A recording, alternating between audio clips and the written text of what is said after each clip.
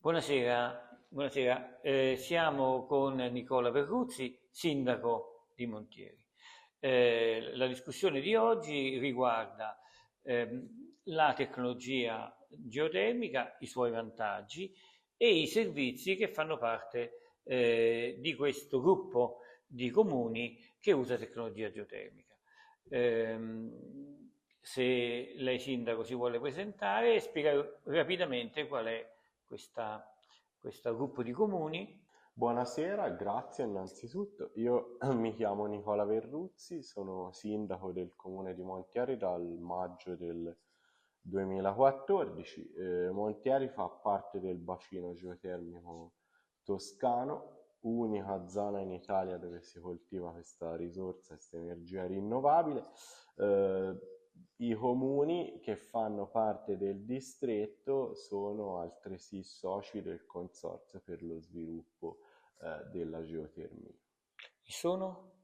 Eh, c'è una zona sul Monte Amiata e una zona di cui fa parte Montieri che ricomprende 7 comuni tra le province di Pisa, Siena e Grosseto, Pomarance, Pisa, il più grande, Castelnuovo Val di Cecina, sempre Pisa, Monteverde Marittimo, Pisa, Monterotondo Marittimo e Montieri, provincia di Grosseto, Radicondo ed Chiusdino, provincia di Siena.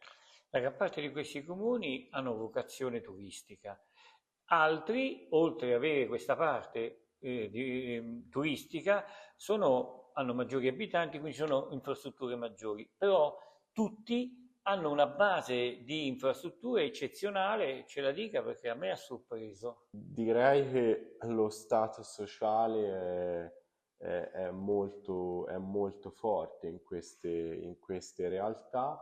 Eh, I servizi sono molteplici, spesso in contesti e con numeri di abitanti, insomma, che farebbero presagire il contrario. Insomma, se si pensa che in realtà di 1000 abitanti presentano tutti i gradi scolastici fino alle medie, comprensivi anche dei nidi di infanzia, e c'è un'attenzione particolare a tanti aspetti della vita quotidiana delle popolazioni.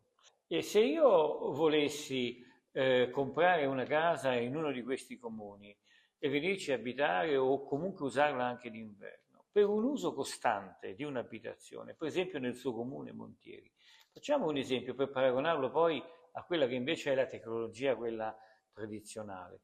Un appartamento di 100 metri quadrati, che già è grande per una città, no? Non tutti hanno case di 100 metri quadrati, quanto verrebbe a costare per un uso, diciamo, comodo?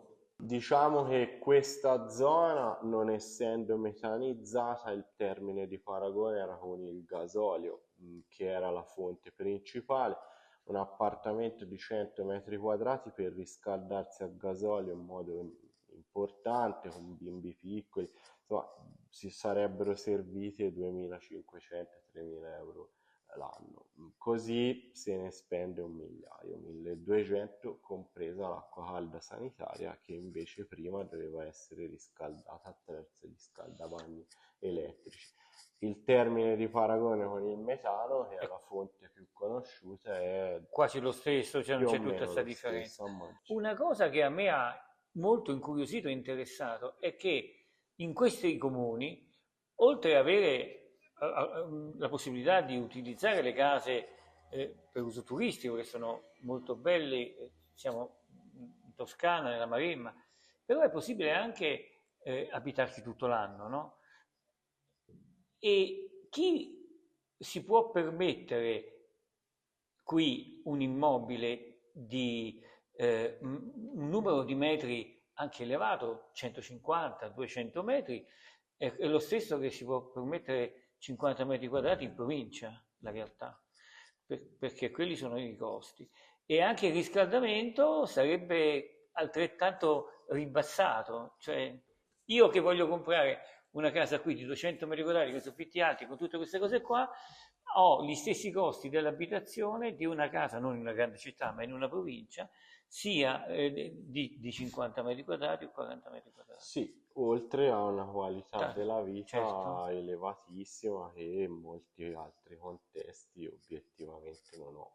Quindi, oltre a invitare turisti e acquirenti di immobili ad uso turistico, noi con questa intervista intendiamo invitare anche nuovi abitanti, Sì. prime abitazioni, che avrebbero una qualità della vita molto elevata rispetto alle città, sicuro, soprattutto le grandi città. 2, dei costi delle abitazioni, come è facile immaginare, ridotti, ma soprattutto anche i costi di gestione e di riscaldamento. Questo è, diciamo, lo spirito di questa intervista e la ringrazio per averci aiutato. Grazie a lei. Arrivederci.